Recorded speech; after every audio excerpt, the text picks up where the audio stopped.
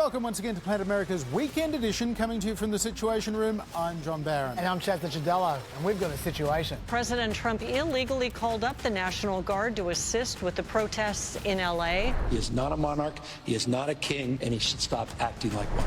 The governor of California, the mayor of Los Angeles, they're incompetent. Trump's use of California's National Guard ruled illegal, but his politicization of America's military is unlikely to stop there. We're going to talk to Republican defense expert Kori Schake about that, as well as the Israeli strike against Iran's nuclear program. But first, this weekend there'll be a major military parade through the streets of Washington, D.C., ostensibly celebrating the Army's 250th anniversary, but certainly not coincidentally, June 14th is also the birthday of one President Donald J. Trump, although Trump himself says he wants this parade to commemorate America's victory in World War II, which ended kind of 80 years ago. But whatever the reason for having all those planes and tanks and cannons on the streets of DC, there is one thing that Trump does not want to see, and that is protesters. We won the war, and we're the only country that didn't celebrate it. And we're going to be celebrating big on Saturday. We're going to have a lot of, and if there's any protester who wants to come out, they will be met with very big force. By the way, for those people that want to protest, they're going to be met with very big force. And I haven't even heard about a protest.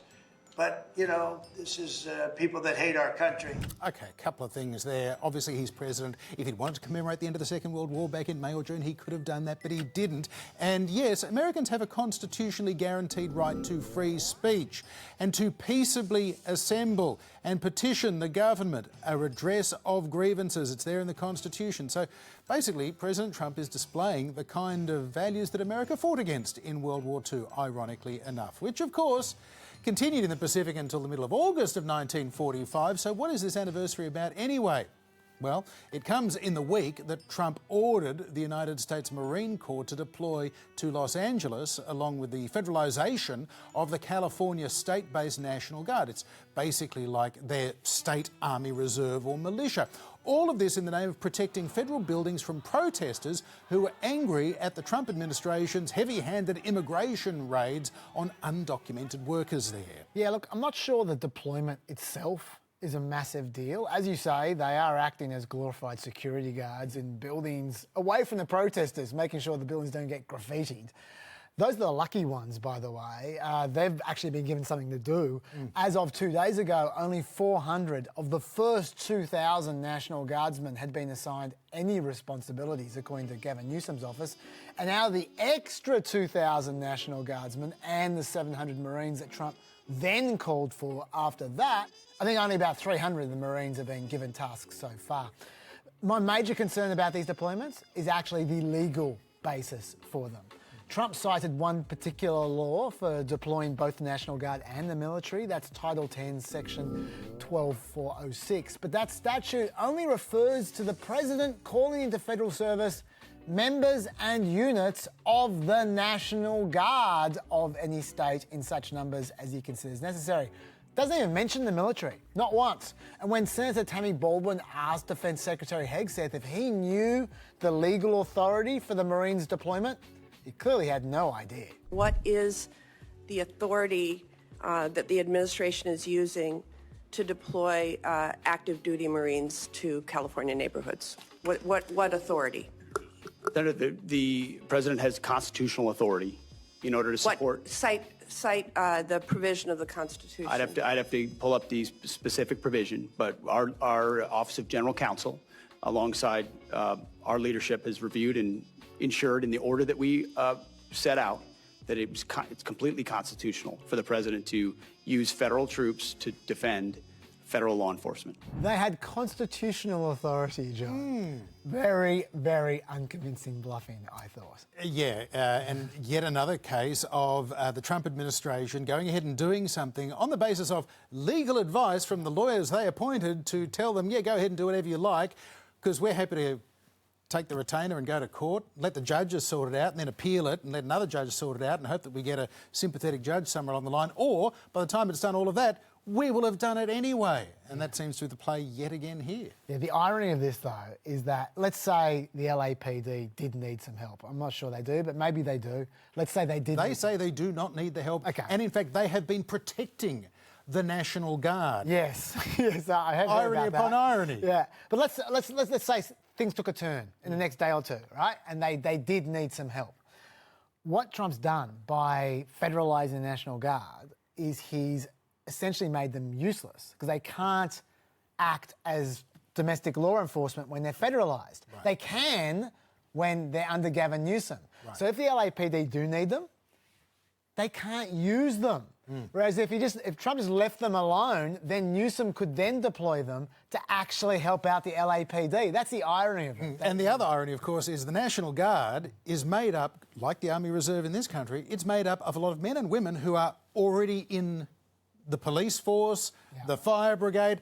They would have more power as first responders or even in policing roles if they were allowed to do their day job, but they've been called up to their National Guard duty by the President of the United States over their own Commander-in-Chief, who is their state governor. It's a complete schmozzle, and the concern, of course, in all of this is that this is not just illegal, it is designed to inflame the situation, to make things look worse for political ends. Look, the ironies abound, but they create wonderful pictures, John. That's what's the important thing.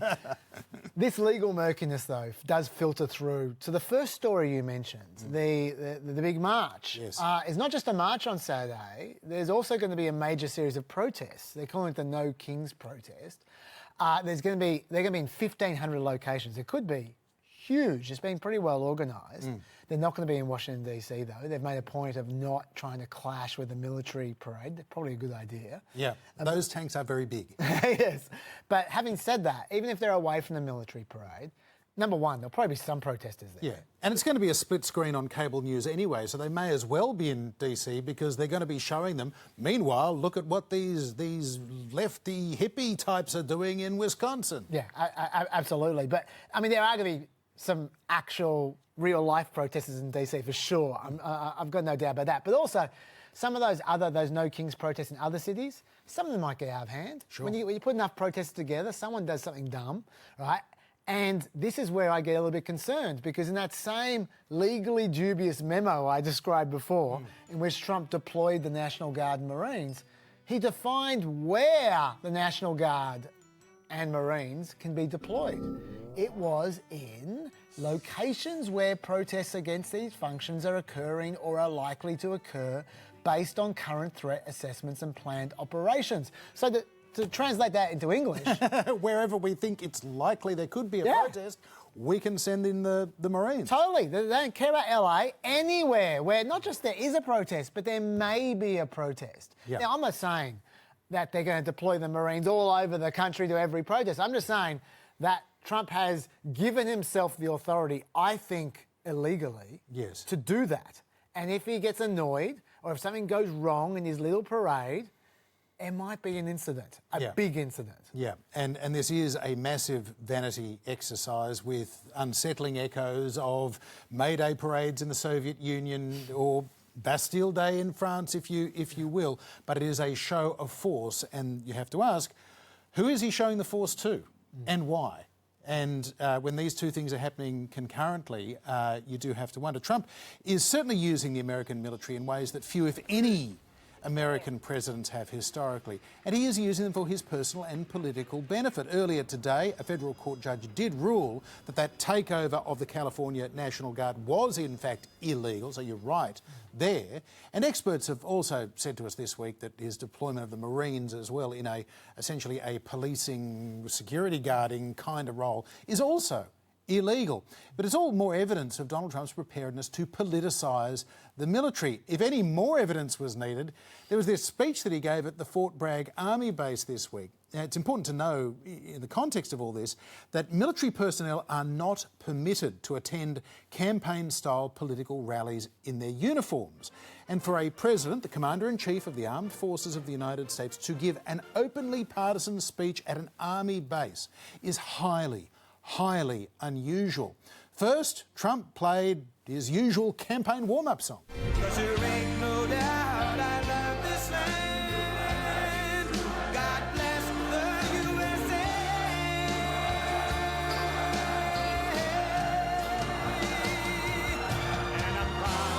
And as Trump stood there soaking up the atmosphere, some of the troops shouted out their approval of him. We love you, Trump!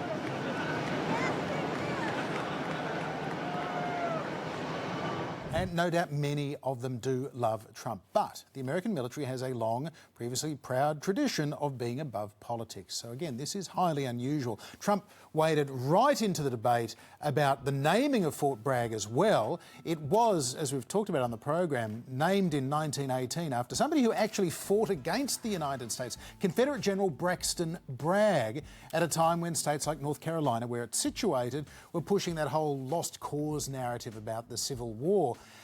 Under Joe Biden, the Pentagon renamed Fort Bragg Fort Liberty, but earlier this year, Trump renamed it ostensibly after a different Bragg. Pretty clever. A black paratrooper named Roland Bragg, but if that seemed like a sleight of hand, yes, it probably was. Trump's comments basically confirm that too. Fort Bragg is in, that's the name, and Fort Bragg, it shall always remain. That's never going to be happening again.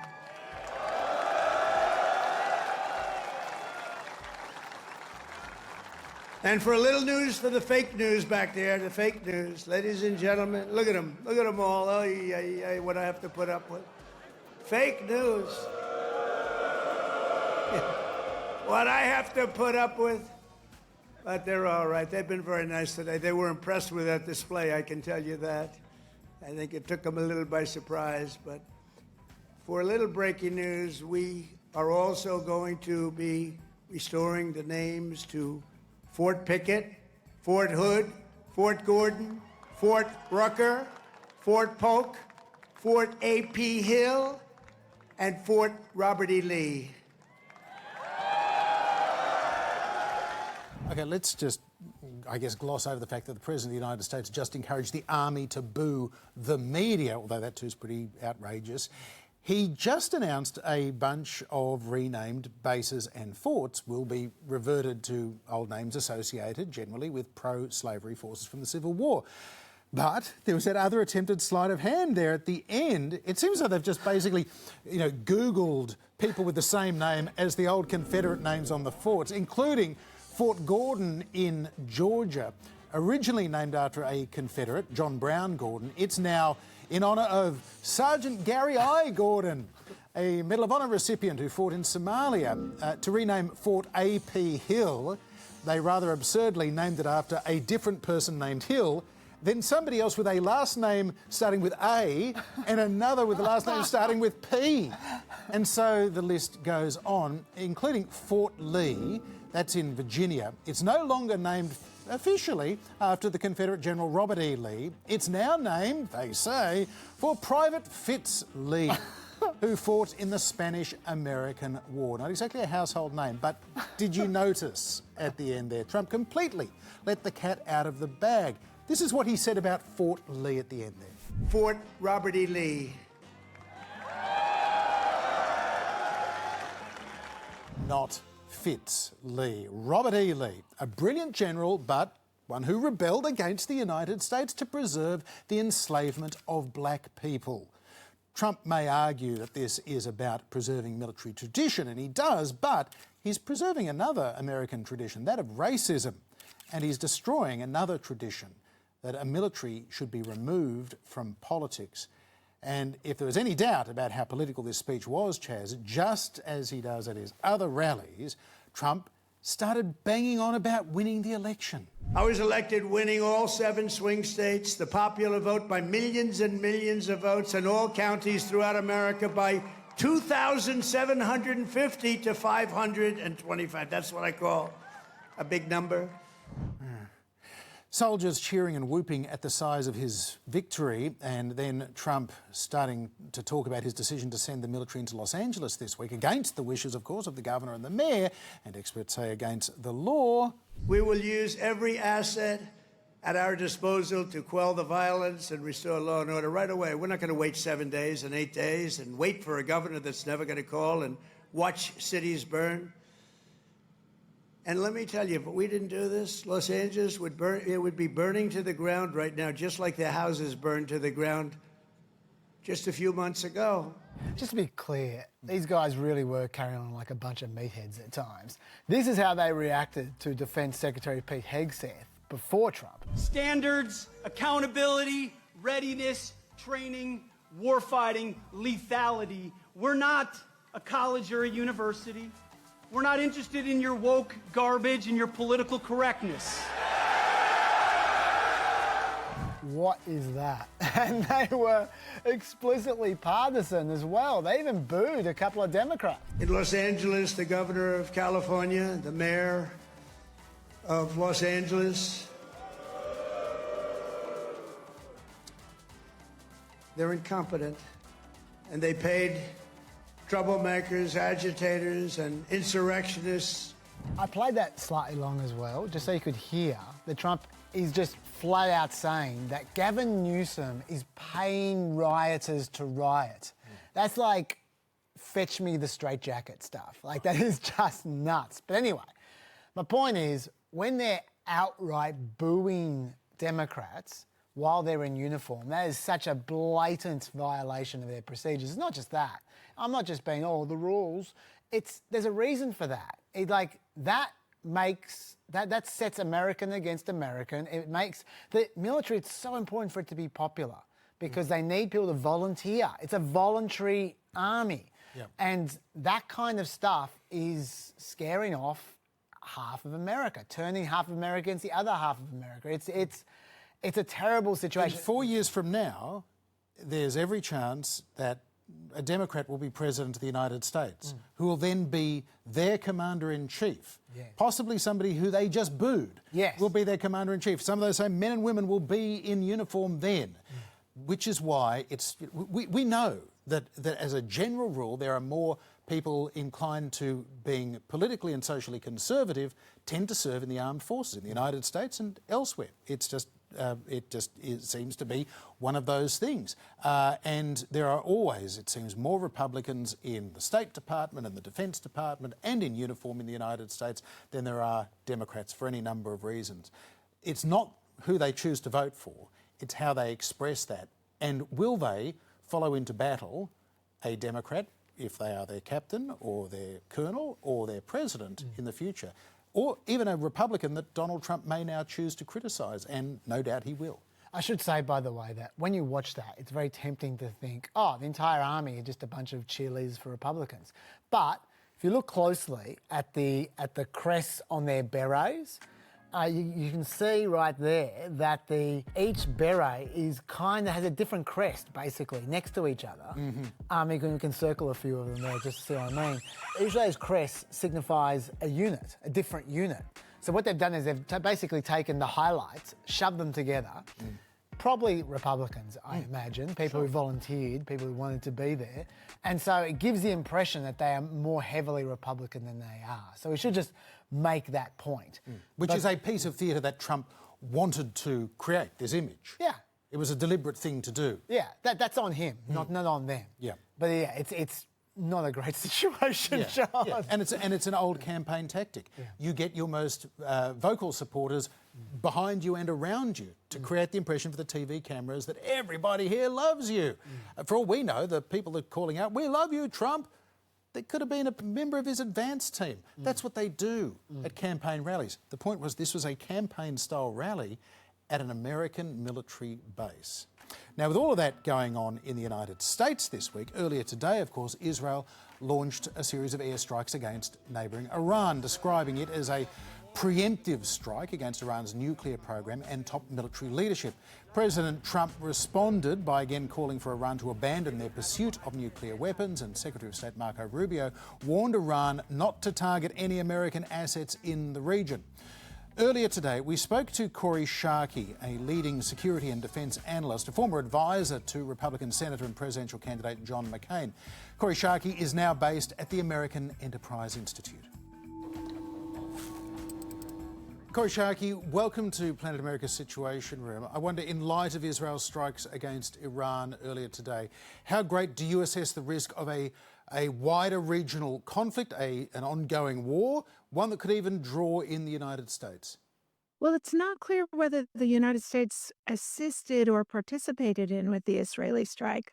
And it won't be clear what the Israelis achieved until there are reliable battle damage assessments some time from now.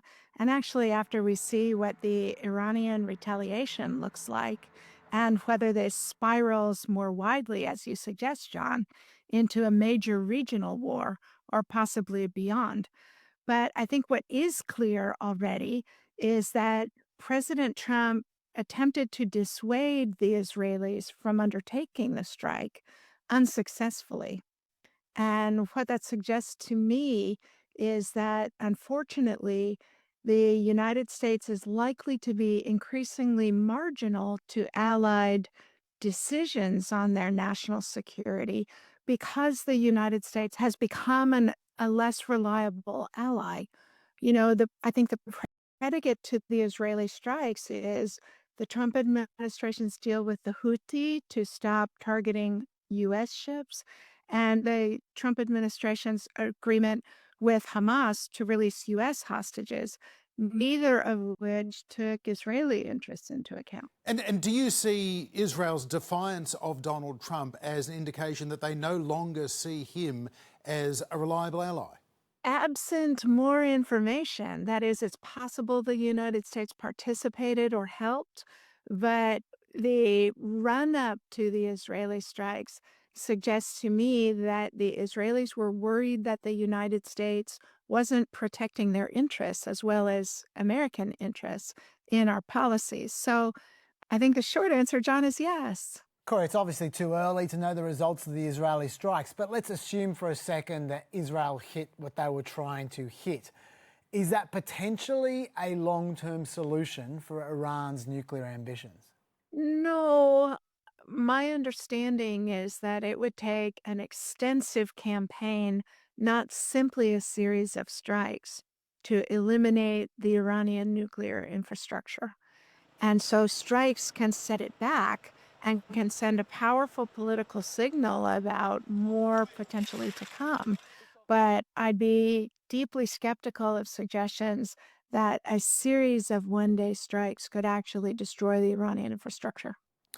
Kori, now onto the question of President Trump's politicisation of the American military and his deployment of first National Guard and then Marine troops to Los Angeles this week in defiance of the wishes of the California governor and the Los Angeles mayor. What is the appropriate level of concern to that behaviour, do you think? I think the last time an American president overrode the objections of a governor to federalize National Guard forces and use them in a state was in 1957, 1962, 1963, and 1965 to protect American civil rights protesters from local mobs and local oppression.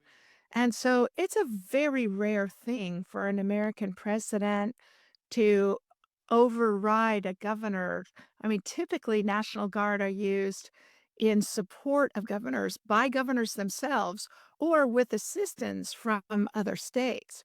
And so I do view it as a worrying sign that President Trump is, first of all, doing this on the basis of very contested executive privilege.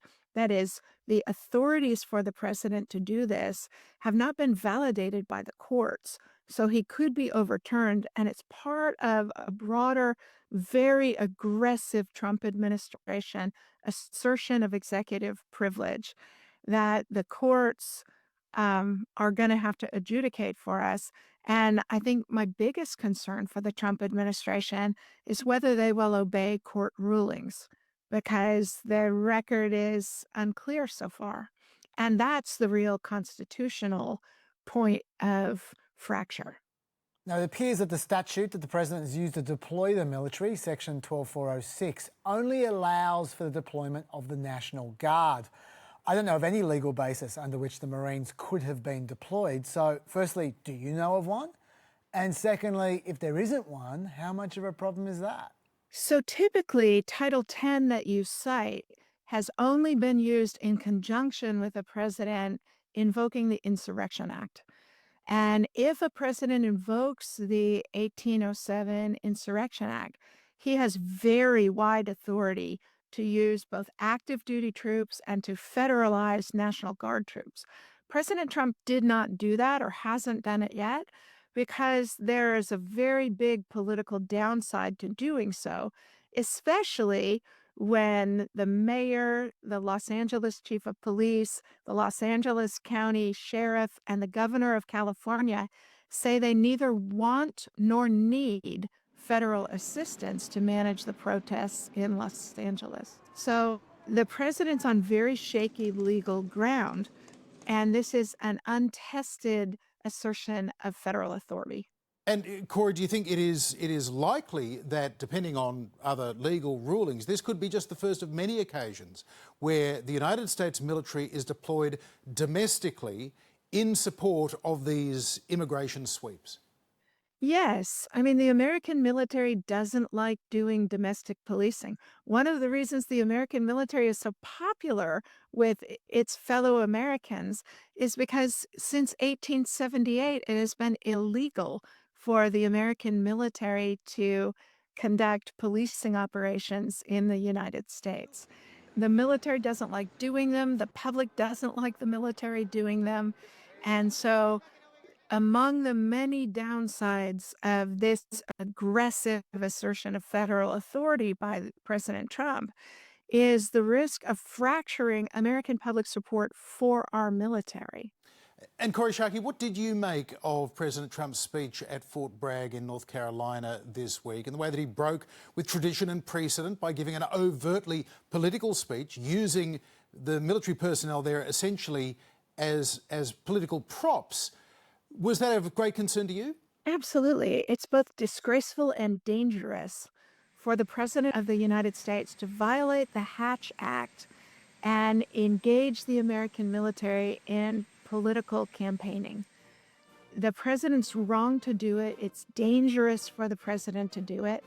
I wish the leadership at Fort Bragg had better prepared soldiers for the fact that the president was going to try and goad them into political behavior. But to be honest, I mean, mostly I think these soldiers were cheering their commander-in-chief and playing along. I don't think most of them could name the governor of California. I don't think most of them are knowledgeable about what's going on in California. And the fault lies with the president for putting the American military in that circumstance. And what it does is it doesn't just encourage the military to behave politically, it encourages the American public to see our military as a political arbiter. And that's actually just as bad because we rely on the American public's support for our military as an inert force in our politics.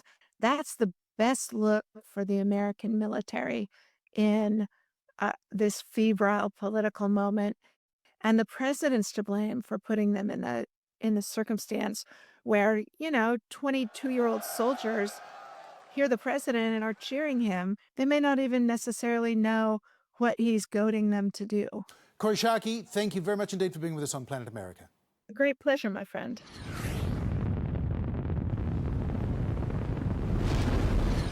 On November the 7th, 2028, America will elect their 48th president. If that happens to be Governor Gavin Newsom of California, this may well be the week that we look back on as the making of the next president. A lot can and no doubt will happen between now and then, who knows. But Newsom has, at least for now, emerged as a leader of the Democratic Party, one that is still reeling from last year's defeat to Donald Trump and the recriminations over the end of Joe Biden's presidency.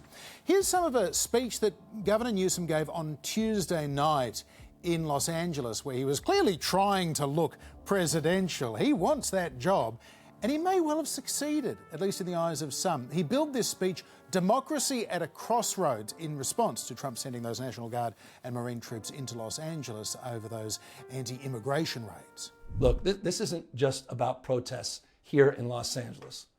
When Donald Trump sought blanket authority to commandeer the National Guard, he made that order apply to every state in this nation. This is about all of us. This is about you. California may be first, but it clearly will not end here. Other states are next. Democracy is next. Democracy is under assault before our eyes. This moment we have feared has arrived. He's taking a wrecking ball to our founding fathers' historic project. 3 co-equal branches of independent government. There are no longer any checks and balances. Congress is nowhere to be found. Speaker Johnson has completely abdicated that responsibility. The rule of law has increasingly been given way to the rule of Don. The founding fathers, they didn't live and die to see this kind of moment. It's time for all of us to stand up. New York Times analysts Adam Nagorny and Laurel Rosenhall wrote, "It was hard to watch that speech and not wonder if the 2028 campaign had already begun. And this may well prove to be a turning point both for Mr Newsom and the Democratic Party. Gavin Newsom is term limited as a California governor. He can't run again next year.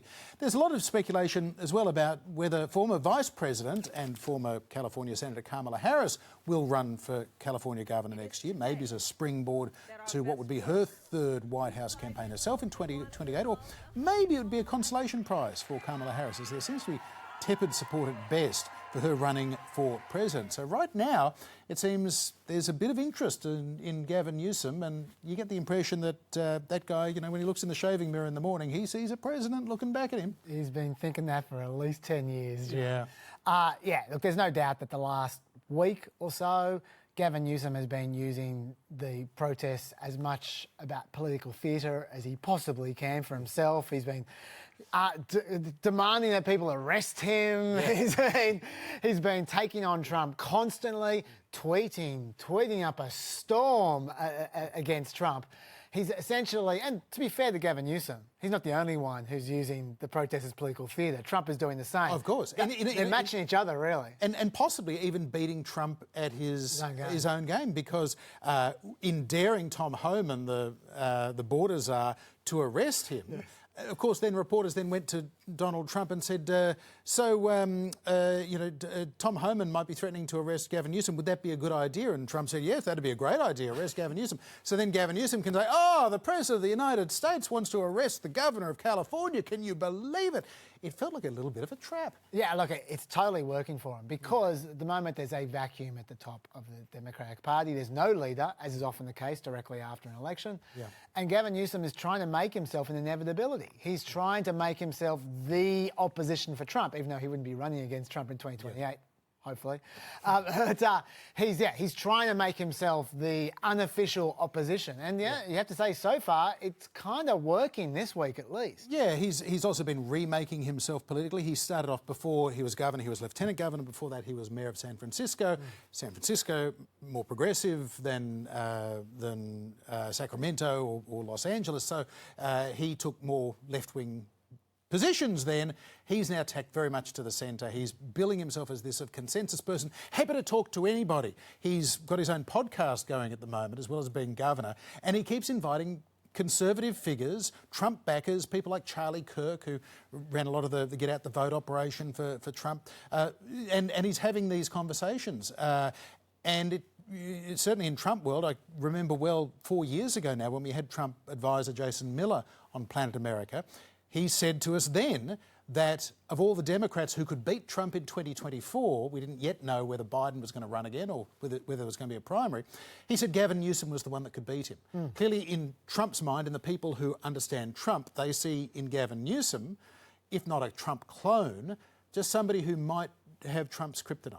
Yeah, it's interesting actually that I feel like the people who back Newsom the most are the Trump campaign. Like, Trump constantly says how much he likes him. Yeah. Like, just before he criticises him. Scum on social media. I know. But at the same time, he literally, before criticising him, go, yeah, I like him, he's quite nice. But, like, when he met him on the tarmac about a month or two ago, they were genuinely warm with each other. I mean, Trump's known him for a long time. I think they're actually mates, to be honest. And so it's weird, this weird respect that Trump's team has in particular for Newsom. I mean, part of the problem that Newsom has is that they just had Biden, right? Now, Kamala Harris ran in 2024, but they have had a president who was a white man, and the Democrats are looking for someone who's not a white man, I think, as their next nominee. Although the Democrats are also going to think, well, when we nominate white men, they sometimes win. When we nominate women, over 2. But this is my point. If he makes himself the inevitability, he can take the Biden slot. That's what he wants. He wants to be Biden Mark II. Well, in some respects, he wants like what Biden did in 2020. They didn't want Biden, but they just felt it just has to be him. Well, he wants to be the has to be. I'm personally delighted that we waited until June. 3.5 years out from the election before we started speculating about who the next president is going to be. Yes, yeah, we did well. Now, you might recall, after April 9, American tariffs on Chinese products were set the very reasonable rate, I thought, of 145% discount. And Chinese tariffs on American products were set at 125%. Well, then they reduced them to 30% for China, 10% for America. And the main reason why America was so keen to remove those high tariffs was because they desperately needed China to lift their embargo that China had placed on selling rare earth metals and magnets to the US. China apparently had been slow to restart exports of those rare earth metals needed for cutting-edge electronics. The US trade rep said that they were deliberately choking off things like critical minerals and rare earth magnets. Now, American manufacturers were running out of those critical rare earths recently. This was such a problem, in fact, that 4 auto companies were talking about moving some of their manufacturing bases to China just for rare earth access. At the same time as that was happening, Marco Rubio announced that he'd be aggressively revoking the visas of Chinese students studying in the US, including those with connections to the Chinese Communist Party or studying in critical fields. Cut to this week. And there were 2 interesting developments. One, Trump and Xi Jinping apparently had a fruitful phone conversation, although the Chinese state media were keen to emphasise that that call was at Trump's request, i.e. he broke first.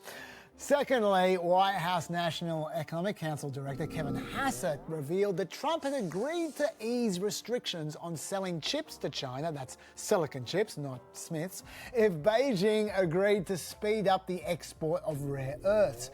And if that was the case, it'd be the first suggestion that Trump was willing to put export controls on the negotiating table.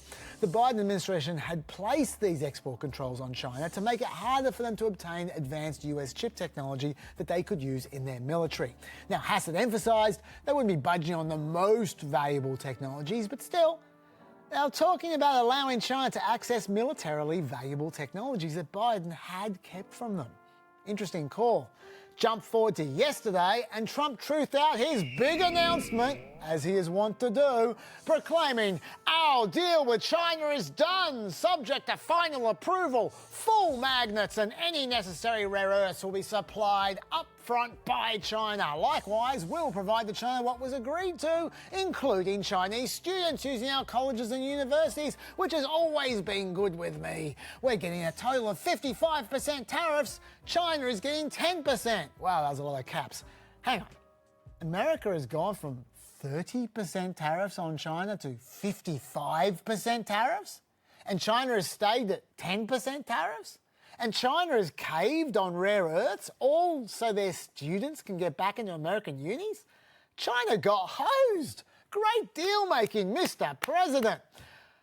Maybe. As always, you need to look a little deeper than a Trump truth. Firstly, this seems to be far from a done deal. Commerce Secretary Howard Lutnick called it a handshake for a framework that they would soon start to implement. A senior Chinese negotiator only said they'd agreed in principle. Secondly, that 55% to 10% tariff claim appears to be highly misleading. In actual fact, tariffs would stay at the 30% to 10% levels agreed to last month. When Trump wrote a total of 55% tariffs, he meant those 30% tariffs added to the 25% tariffs he imposed on a small number of products during his first term. That never went away. So that was pure spin. But also, apparently the deal did indeed involve the relaxation of export restrictions for China, including jet engines and related parts, as well as ethane, an important product for manufacturing plastics. So, Trump forgot to mention that one. Also, China is putting a 6-month limit on rare earth export licenses for US automakers and manufacturers, so China retains leverage to cut America off if they don't like what Trump's up to. So, John, that deal sounds kind of different to me than the deal that Trump yelled at us about on Truth Social. And I've got to say, with the exception of the Wall Street Journal, it was reported abysmally. Many newspapers just took Trump's word for it. You should never do that. I thought we'd learned that much, at least. To continue the military theme of this week's show, Chaz, you know, the old expression, you shouldn't start a war on two fronts. Yeah. I think that was Trump's mistake here, because he started a war with China and Europe and the rest of the world all at once, and they were able to do their own deal. So China turned around, and instead of buying a bunch of Boeing aircraft, they were able to say, we're going to get 500 Airbuses from Europe instead.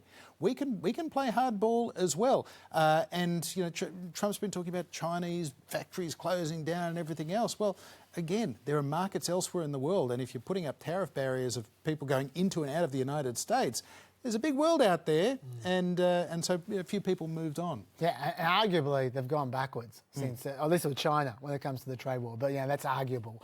Just one more thing before we go. This is a positive one for Trump, and that is, we should mention that the inflation rate came in yesterday. Yeah. Again, still not going up. No, 0.1% it rose for the month. 0.1%. That's 2.4% for the year. That's the third month in a row we've expected price increases because of tariffs, no price increases. So we should acknowledge that. Yeah, absolutely. We also learned this week that Donald Trump could have been a great musician if only his father hadn't frowned upon his playing of the flute. This hitherto unknown fact came out in an interview with expat Aussie political commentator Miranda Devine. They said, your son is brilliant at music. He'd be an incredible musician. This is not what my father wanted to hear. You know, this was not the greatest thing. But I do have an ear for music. Yes. I mean, I think music has played a big role. I play great music. People like the music I play. But it was funny because my father would not have thought about music for me. Oh, what might have been, Chaz. And by playing great music, President Trump means the music he plays on the sound system at Mar-a-Lago and his other clubs. He's notorious for playing DJ using a Spotify playlist on his iPad to control the music and crank it right up. Here he is last Thanksgiving, back when he and Elon were still best buddies and dancing partners.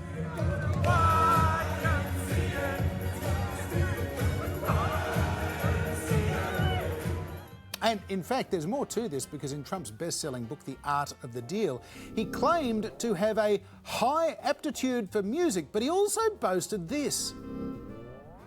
In the second grade, I actually gave a teacher a black eye. I punched my music teacher because I didn't think he knew anything about music, and I almost got expelled.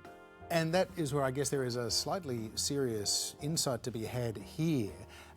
It kind of had echoes to me of when he ignored all the experts over COVID. The fact that Trump seems to think he is a great musician even though he cannot play music, except on a sound system. And he knows so much more about music than a music teacher. And he almost got expelled because presumably that music teacher said, actually, you're really terrible on that flute, Donnie.